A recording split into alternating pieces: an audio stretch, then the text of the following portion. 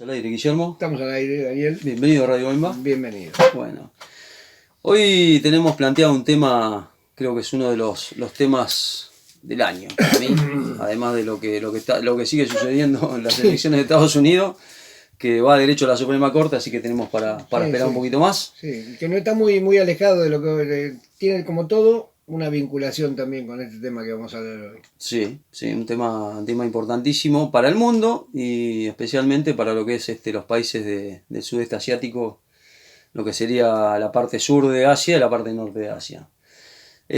Vamos a hablarle de la Asociación Económica Integral Regional, que se firmó por 14 países, que es importante porque entender qué significa esto para el mundo es porque si en un momento hablaban de la locomotora china para mover la economía mundial después de este año de pandemia, esto va a ser muchísimo más importante para que la economía empiece a funcionar, si bien no será pleno, va a funcionar creo que de una manera que va a sacar la economía mundial muy rápidamente de la situación en que quedó en que se encuentra en este año, ¿no? Sí, bueno, vamos a aclarar que estamos hablando de un tratado de libre comercio suscrito días pasados entre China, ¿sí? Y 14 países de la cuenca del Pacífico, del Asia-Pacífico, ¿no? Que excluye, porque no forma parte de este tratado, a los Estados Unidos, pero que incorpora dos países anglosajones, como son Nueva Zelanda y Australia, sumándole a Japón, Corea del Sur, históricos aliados en la región de los Estados Unidos, tanto militares como aliados económicos y tecnológicos, históricos de los Estados Unidos, que ahora pasan a integrar un tratado de libre comercio con China, y también incluye a Vietnam, incluye a lo que era Birmania, es decir, a Laos, a Camboya, es decir, todo el sudeste asiático. Son 14 países que lo integran, 14 países de los cuales 4 por lo menos son potencias comerciales, potencias económicas de primer orden, y que sin ninguna duda este tratado va a contribuir a la multilateralidad del mundo y se puede hablar de una crisis o de la finalización, si se quiere, de la globalización conducida por Occidente, ¿no? De esa globalización que entendemos que comenzó allí por los 80, en su segunda o tercera etapa histórica, y se prolongó justamente hasta nuestros días.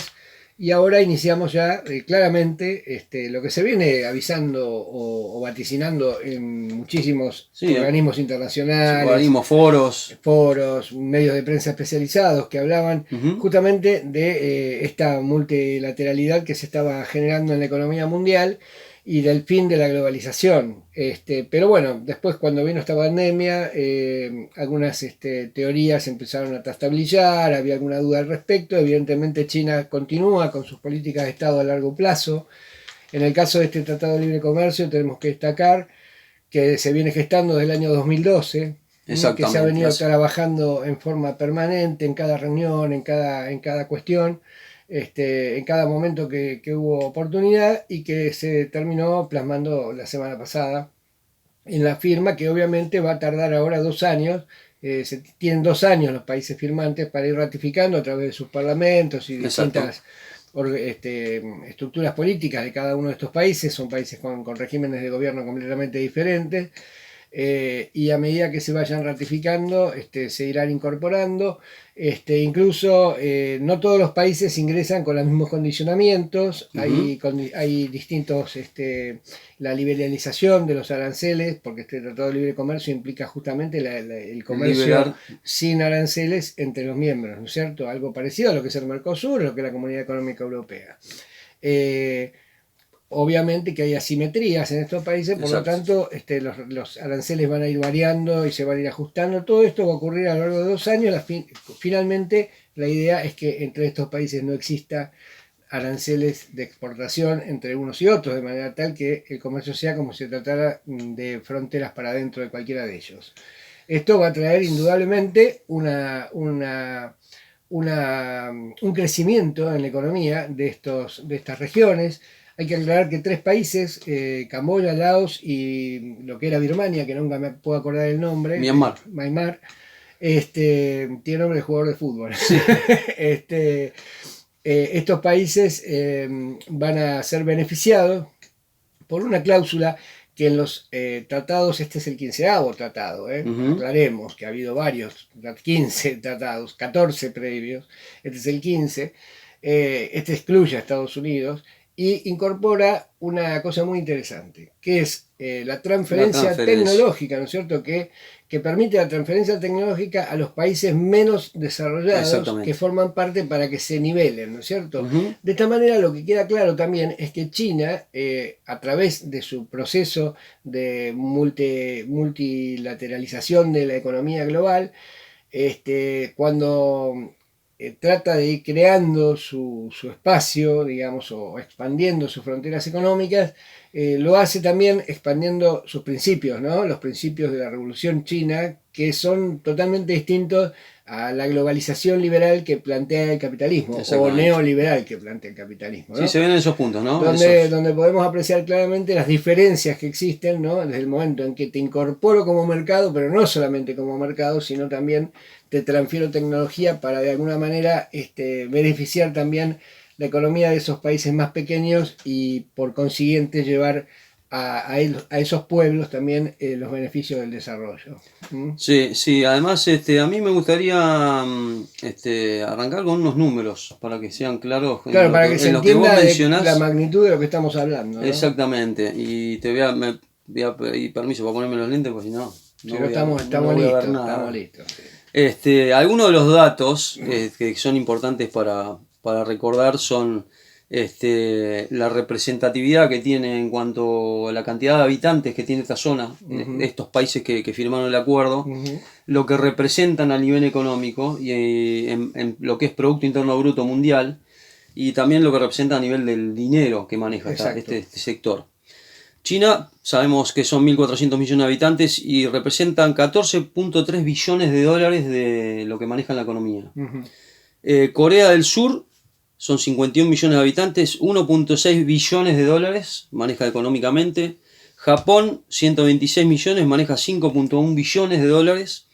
Y tenemos a Nueva Zelanda con 207 mil millones de dólares, con 4.9 millones de habitantes.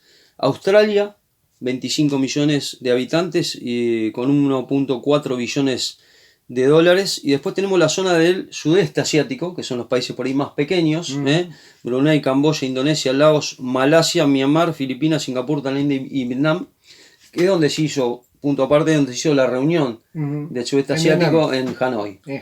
Fue la capital de Vietnam. Fue donde se hizo la reunión y donde se firmó, además de esta reunión de los países del sudeste asiático, se firmó este acuerdo, este gran acuerdo comercial de todos estos países. Yo te diría que cuando mencionaste, me había olvidado de Filipinas, por ejemplo, cuando hiciste este espaneo de nombres de países integrantes, te das cuenta que es absolutamente toda la cuenca del Pacífico. Todos los países que tienen litoral pacífico y los países que son islas en el Pacífico están incluidos en este tratado. Y algo que es importante también de destacar es que las puertas quedan abiertas para la inclusión de la India. Es decir, India no ingresó en este momento, pero están todos los países de acuerdo en que en el caso que el día de mañana ingrese India no habría ningún inconveniente. Así que están las puertas abiertas para que se sume la India. Con lo cual, estos números que vos estás diciendo aumentarían exponencialmente. Totalmente, ¿no? Todavía más. Pero ya lo que hoy está suscrito ya es realmente increíble. Sí, representan la tercera parte de la población mundial y además representan el 30% del Producto Interno Bruto Mundial.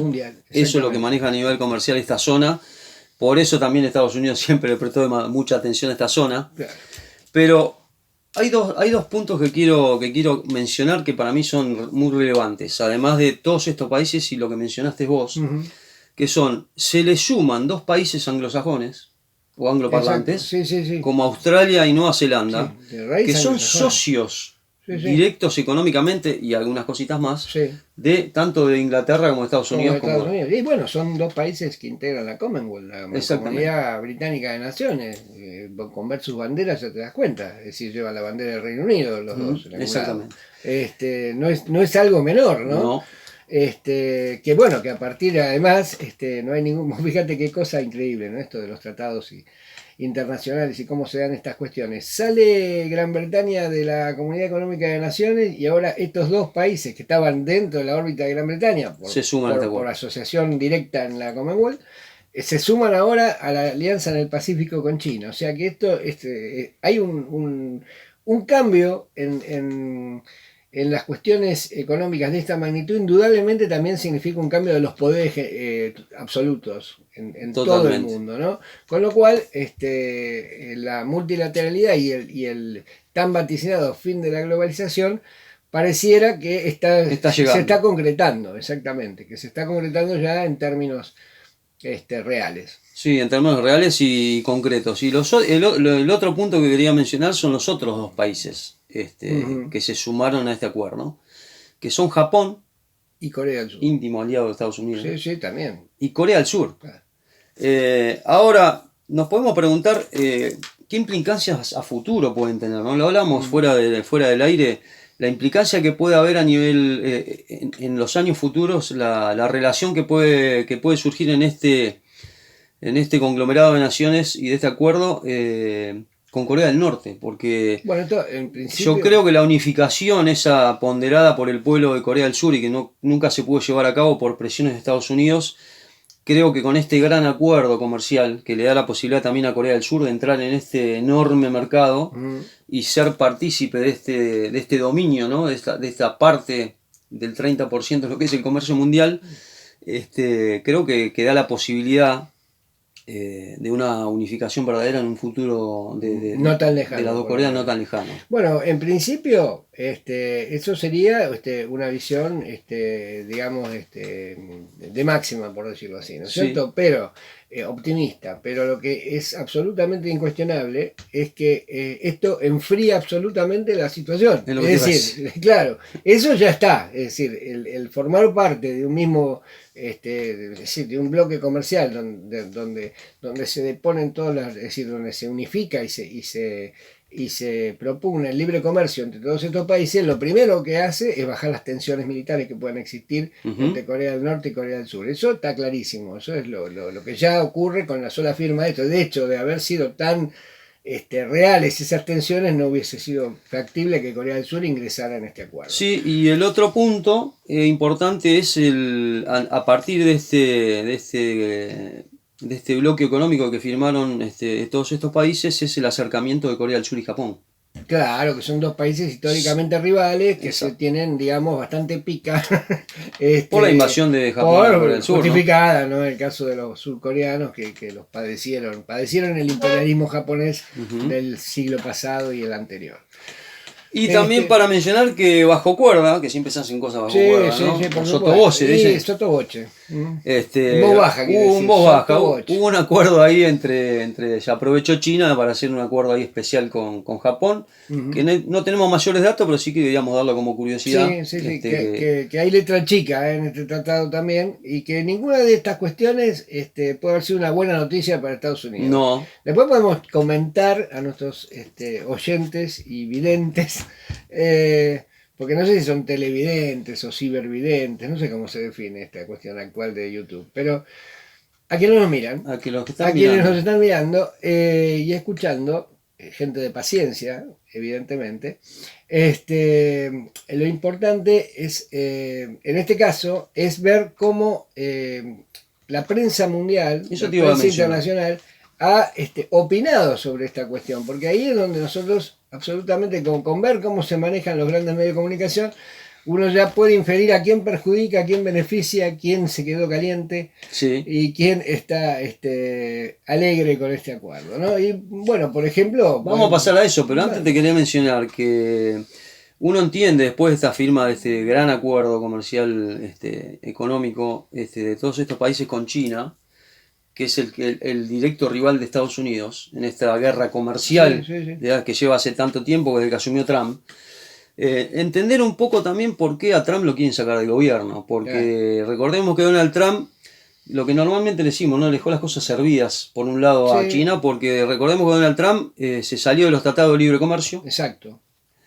y trató de llevar a cabo relaciones país por país. Claro, bilaterales con cada uno de los países saliéndose del acuerdo marco, ¿no? Exacto.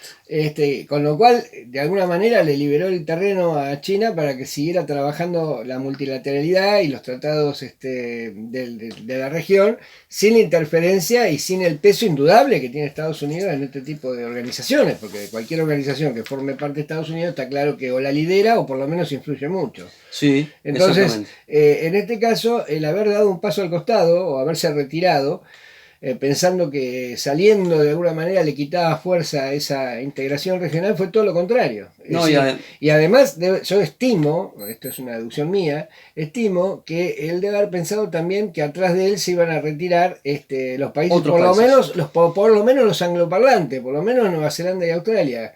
Y esto tiene que haber sido un balde de agua fría. Sí, y calculó que también... Pienso que los detractores de Donald Trump deben estar pensando cómo comérselo crudo a la primera que puedan, ¿no? Porque este tipo de pifiadas o de pifias en la política internacional es terrible, ¿no? Para el establishment global es tremendo. Es decir, casi te diría que no creo que se lo perdone. No, creo que se subestimó también el poder que tiene China para ver el futuro a corto, mediano y largo plazo. Sí.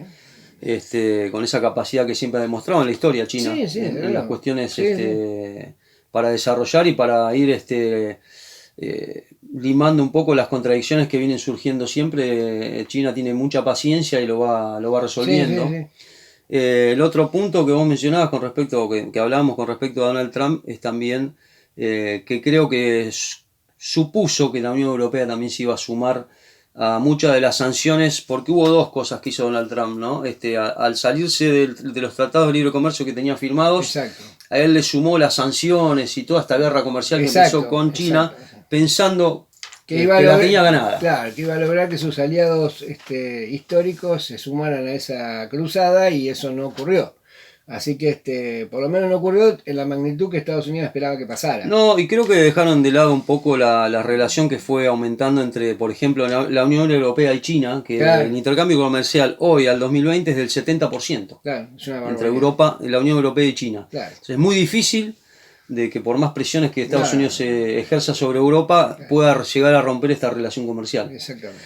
Otra de las puertas que quedó abierta, igual después de haber firmado todo este convenio, es si en el futuro Estados Unidos quiere ingresar también.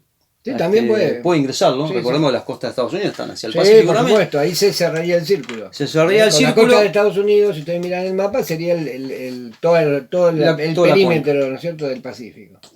También tienen las puertas abiertas, lo cual va a tener que ver Estados Unidos cómo ingresar, porque va a tener ya todas las cartas sobre la mesa. Bueno, una de las cuestiones fundamentales es el hecho, por ejemplo, y que no es menor, es que ya este tratado se ha suscrito. Exacto. Con esa cláusula de transferencia tecnológica que en el anterior tratado, en el 14, Estados Unidos se había encargado de que eso no ocurriera. Es decir, nunca le gustó a Estados Unidos transferir tecnología. Claro, así que ya el hecho de sumarse a una organización que ya definió esos grandes trazos que son los que hacen al verdadero sentido de este tratado, eso no lo va a poder modificar.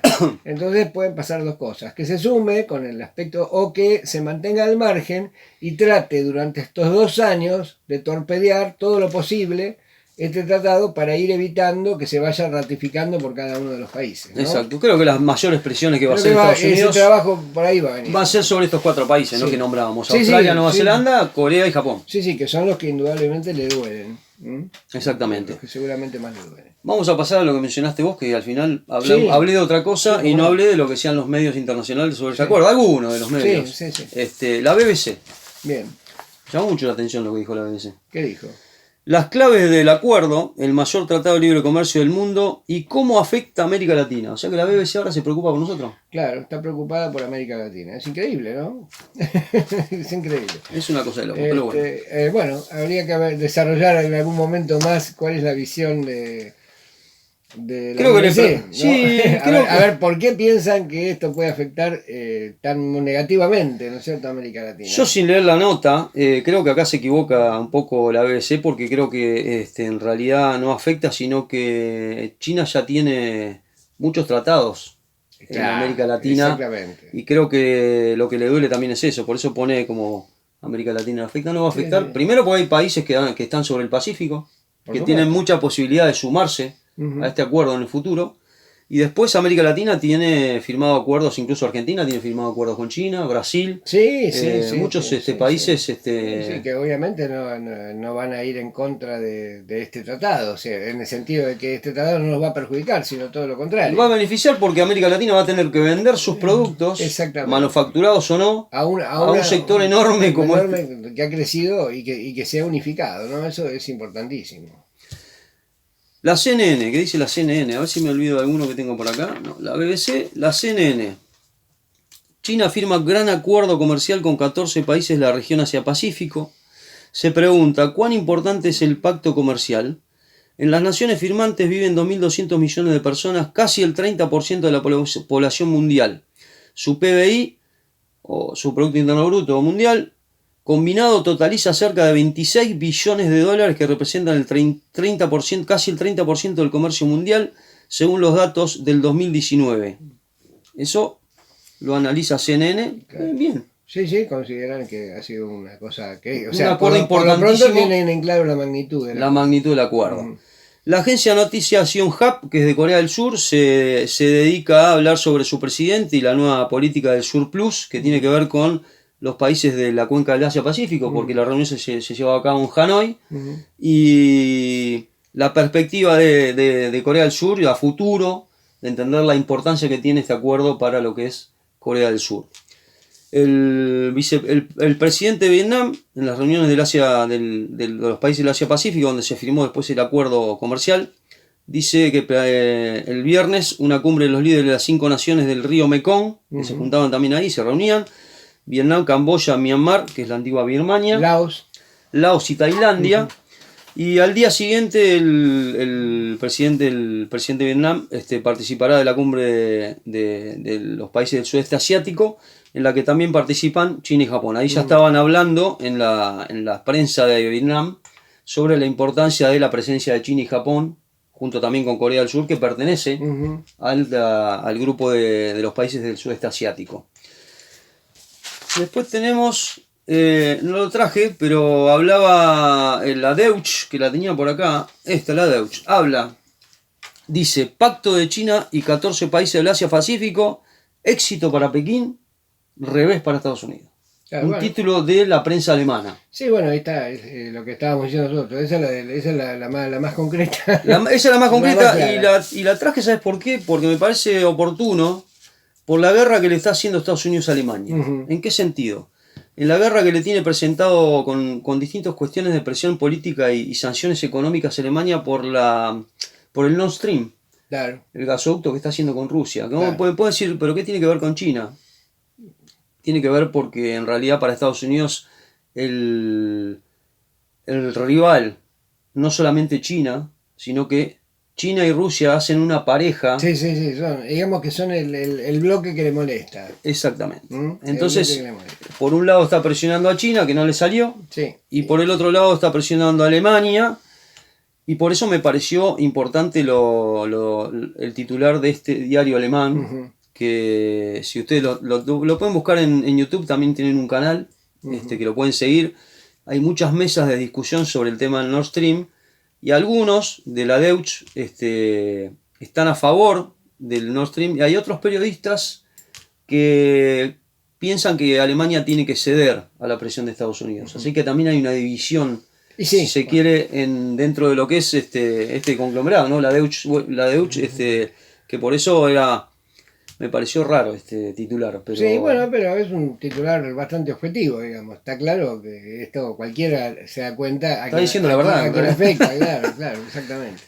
Así que bueno, este es un poquito el tema, ¿no? El tema de hoy, que queríamos compartir, que queríamos poner en la mesa para que se vea que en este momento, en estos tiempos, están ocurriendo cosas muy trascendentes en el mundo y que por supuesto no siempre ocupan el lugar que debieran en los medios de comunicación. Entonces, una manera de que, bueno, quien se informa por canales alternativos y busca otro tipo de opiniones, de alguna manera también enterarse de estas cositas para que después cada uno profundice, investigue y vaya leyendo, desde luego. Muchísimo no se quede tema. con nuestros mediocres comentarios nada más. No, además, por supuesto, Radio Bemba siempre nació desde el punto de vista para volcarles y decirles lo que nosotros pensamos y crear la inquietud. La libertad de todos los que están escuchando, de analizar lo que decimos y buscar, como decís vos, más información para corroborar o no, o para sacar sus propias conclusiones, ¿no? Que esa es la idea. Yo les voy a recomendar que lo sigan a un hombre que sí que sabe mucho sobre esto, que es Alfredo Jalif Rame. Es también tiene un canal en YouTube, si lo quieren buscar. Es un docente de la Facultad de Ciencias Administrativas de la Universidad Autónoma de Baja California, es mexicano. Entre otras cosas, aparte de hablar del tema político de México y distintas cuestiones, también habla sobre geopolítica hace muchísimo tiempo. Y él sobre este tema hace años que viene hablando, y él utiliza una palabra que es la desglobalización. Él viene hablando de la desglobalización hace años, y esto está marcando un poco la pauta de que en sus análisis tenía razón. Sí. Así que este es un nombre para seguirlo, si lo quieren, aquellos que les interesa la geopolítica internacional.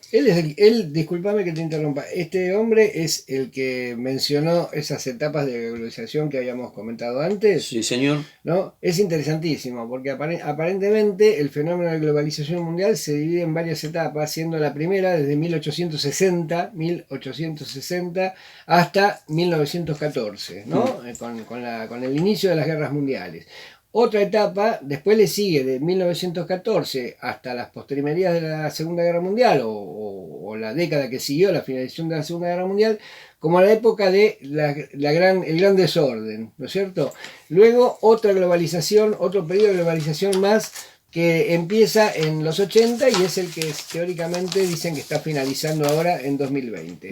Lo interesante, y el análisis que él hace, es que Estados Unidos o el mundo capitalista salió de los procesos, de las crisis de globalización a través de enormes guerras. Quizá la guerra comercial entre China y Estados Unidos sea la versión actual de esas viejas guerras, ¿no? Con lo cual estaría muy bueno si podemos entender que la humanidad en algún momento dejó de resolver sus cosas matándose, y bueno, esta es una forma un poco más civilizada de dirimir conflictos. Ojalá sea esta la forma en que salgamos de esta globalización que tanto daño le ha hecho a la humanidad en los últimos tiempos. Me quedo con ese cierre tuyo. Nos despedimos. Me gusta el cierre. Acuérdese de darle like al canal y suscríbase para seguirnos viendo. Y disfrutando de esta mesa de café en tiempo de pandemia. Les mandamos un abrazo.